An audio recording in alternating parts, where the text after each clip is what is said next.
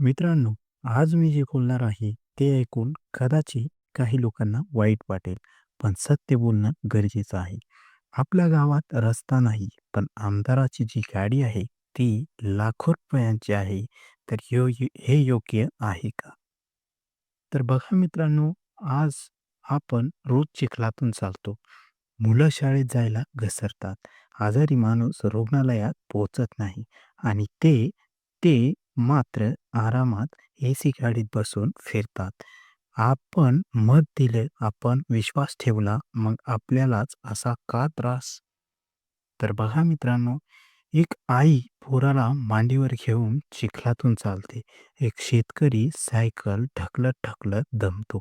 एक वृद्ध आजोबा काठी टेकून पडतो आणि तरीही कोणीही ऐकत नाही. कोणीही मदतीला येत नाही. मग विचारतो, आपण माणूस आहोत की फक्त वोट मशीन?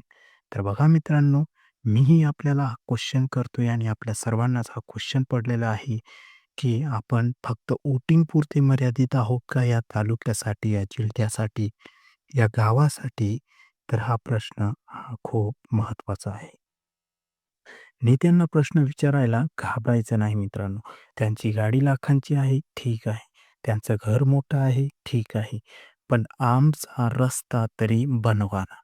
आमचं मूल सुरक्षित शाळेत पोहोचावं, आमचा आजारी माणूस वेळेवर हॉस्पिटलमध्ये जावा, ही मागणी चुकीची आहे का? हे मला सांगा. नेत्यांनो, आम्हाला भीक नको.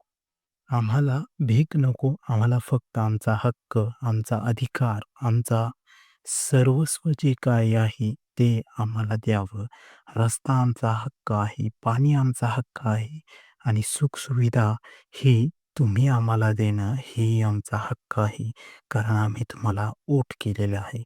तर मित्रांनो, हे फक्त माझ्या गावाचं नाही, हे तुमच्याही गावाचं असेल. तुमच्या गावात अशीच समस्या असेल तर कमेंटमध्ये हो लिहा आणि तुमच्या गावाचं नाव पण कमेंटमध्ये लिहा. हा व्हिडिओ शेअर करा जेणेकरून हा आवाज वरपर्यंत पोहोचेल.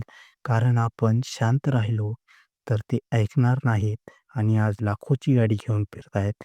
उद्या करोडोंची गाडी त्यांच्याकडे असणार आणि आपली मुलं चिखलात, आपली मुलं झोपडीत, आपली मुलं अशिक्षित आणि आपली मुलं घरीच आणि त्यांची मुलं परदेशात असेल. तर हा व्हिडिओ जास्तीत जास्त शेअर करा आणि डोळे उघडा आणि व्यवस्थित बटनावरती, विकासाच्या बटनावरती आपण वोट करून मतदान करावं. गांभीर्याने मतदान करावं, डोळे उघडे ठेवून मतदान करावे, एवढीच विनंती. जय महाराष्ट्र. भेटूया पुढच्या व्हिडिओमध्ये असाच इंटरेस्टिंग एखादा टॉपिक घेऊन. तोपर्यंत काळजी घ्या स्वतःची.